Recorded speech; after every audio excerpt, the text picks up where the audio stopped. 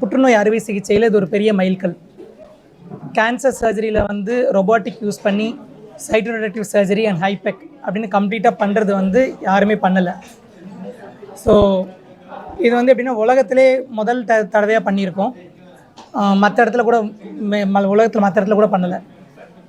இது சைட்டோரெடக்டிவ் சர்ஜரினா என்னென்னா, அப்டமனில் கேன்சர் ரொம்ப பரவி இருந்துச்சு அப்படின்னா, ஃபார் எக்ஸாம்பிள் ஓவேரியன் கேன்சர், ஒரு appendicular cancer, or stomach cancer, or colon cancer, இதெல்லாம் வயிறில் ரொம்ப பரவி இருந்துச்சுன்னா முன்னாடி வந்து ஒன்றுமே பண்ண முடியாது, இறந்து போயிடுவாங்கன்னு சொல்லுவோம். இல்லாட்டி கீமோதெரப்பி கொடுப்போம். கீமோதெரப்பி கொடுத்து கொஞ்சம் சர்ஜரி பண்ணுவோம். ஸோ அது 3 வருஷம் நல்லா இருப்பாங்க. அதுக்கப்புறம் திரும்ப வியாதி வந்துடும். அதுக்கப்புறம் அது எப்படி இவால்வ் ஆச்சுன்னா, நம்ம வந்து அந்த அப்டமில் இருக்க கேன்சர் கம்ப்ளீட்டாக எடுத்துட்டு வயிற்றுக்குள்ளே ஹீட்டட் ஃபார்மில் கீமோதெரப்பி கொடுக்க ஆரம்பித்தோம். ஹைப்போதெர்மியான்னு பேர், ஹைபெக் ப்ரொசீஜர்னு.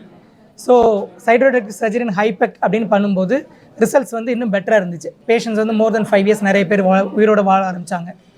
அதுக்கப்புறம் என்ன ஆச்சுன்னா, இதை வந்து இப்போ லாஸ்ட் 1 இயர் முன்னாடி ரொபோட்டிக் சர்ஜரி நிறைய பண்ண ஆரம்பித்தோம். ஸோ இந்த ஹைபெக் சர்ஜரியில் வந்து என்னென்னா, நம்ம வந்து ஃபுல்லாக அப்டமன் ஓப்பன் பண்ண வேண்டியிருக்கும். நம்ம ஃபுல்லாக அப்டமன் ஓப்பன் பண்ணும்போது ரெக்கவரி கொஞ்சம் லேட் ஆகும். பேஷண்ட் கொஞ்சம் பெயின் இருக்கும், ஹர்னியா ஃபார்மேஷன் இருக்கலாம்.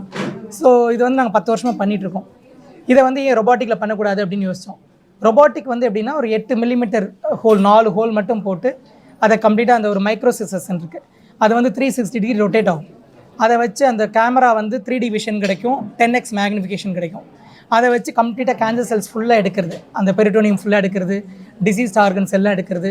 அதெல்லாம் எடுத்துகிட்டு அந்த ஹோல்ஸ் வழியாகவே அதை எடுத்துகிட்டு அந்த பெண் உறுப்பு யூட்ரஸ் ரிமூவ் பண்ணுவோம். அந்த யூட்ரஸ் ரிமூவ் பண்ணுறது வழியாகவே ஸ்பெசிமென் எல்லாத்தையும் எடுத்துருவோம். ஸோ அப்டமனே ஓப்பன் பண்ண வேண்டாம். அந்த 4 8 மில்லிமீட்டர் ஹோல் வழியாகவே 2 டியூப் உள்ள கனெக்ட் பண்ணி உள்ளே கீமோதெரப்பி கொடுப்போம். உள்ளே கீமோதெரப்பி கொடுக்கும்போது கம்ப்ளீட்டாக அந்த கீமோதெரப்பி நல்லா சர்க்குலேட் ஆகும் 1.5 ஹவர்ஸ்க்கு. அது மீதி இருக்க கிருமிகள் எதுவும் இருந்தாலும், அதை கேன்சர் செல்ஸ் எதுவும், மைக்ரோஸ்கோபிக் ஸ்கெல்ஸ் எதுவும் இருந்தாலும் அதை கம்ப்ளீட்டாக க்யூர் பண்ணிவிடும். அதுக்கப்புறம் அதை நல்லா வாஷ் பண்ணிவிட்டு மிஷின் க்ளோஸ் பண்ணிவிடுவோம். இதில் என்ன அட்வான்டேஜ்னா, பேஷண்ட் வந்து recovery is very quick. Next டேவே நார்மலாக எழுந்திரிச்சு உட்காந்துருப்பாங்க, நடப்பாங்க. அண்ட் நெக்ஸ்ட் டே நார்மலாக சாப்பிடுவாங்க. அதுக்கப்புறம் they will all get discharge in 4th day.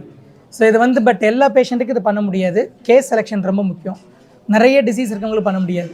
இந்த PCI இண்டெக்ஸ் சொல்லுவோம், அது வந்து 7 to 10 அந்த மாதிரி கொஞ்சம் வால்யூம் டிசீஸ் கம்மியாக இருக்கவங்க கீமோதெரப்பி கொடுத்து நல்லா கரைஞ்சி டிசீஸ் வால்யூம் கம்மியாக இருக்கவங்களுக்கு தான் அது பண்ண முடியும். ஸோ இது மாதிரி பண்ணும்போது ப்ராப்பரான கேஸ் செலக்ட் பண்ணி பண்ணும்போது ரிசல்ட்ஸ் ஆர் ரிவார்டிங். ரிசல்ட்ஸ் வந்து ரொம்ப ஃபண்டாஸ்டிக்காக இருக்குது. ஸோ இது வந்து இப்போ தான் நாங்கள் பண்ண ஆரம்பிச்சிருக்கோம். மேபி 5 கேசஸ் பண்ணியிருக்கோம் 1 இயரில். We'll continue to do. But case selection ரொம்ப முக்கியம். இதில் எதுக்கு இதை வெளியில் அனௌன்ஸ் பண்ணணும்னா, இந்த மாதிரி பேஷண்ட்ஸ் வந்து ரொம்ப பயப்பட தேவையில்லை. ஸோ சரியான சென்டருக்கு வந்து சரியான வைத்திய முறைகள் பண்ணிக்கிட்டால் கம்ப்ளீட்டாக க்யூர் ஆகக்கூடிய வாய்ப்பு இருக்குது. நன்றி.